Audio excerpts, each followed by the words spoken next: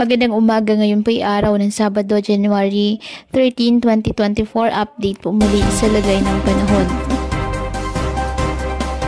Ayon po sa Pag-asa, shareline ang nakakaapekto sa eastern section ng Visayas, habang northeast monsoon nakakaapekto sa Luzon at nalalabing bahagi ng Visayas.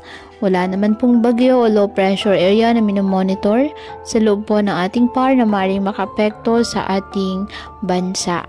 Samantala, may gale warning pa rin na nakataas sa northern and eastern coast of Catanduanes, northern and eastern coast of northern Samar, eastern coast of eastern Samar.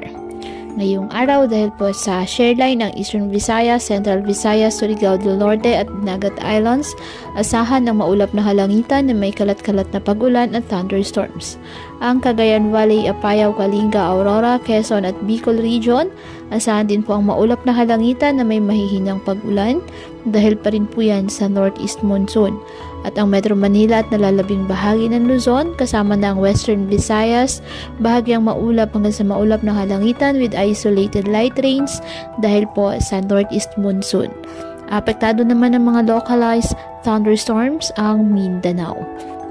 Kaya patuloy po natin na pinag-iingat ang ating mga kababayan sa bantapon ng mga pagbaha at pagguho ng lupa at ugaliin na magdala palagi ng payong o kahit anumang panangga sa ulan sa tuwing lalabas ng ating mga tahanan. At yan po muna ang update sa lagay ng panahon ngayong araw.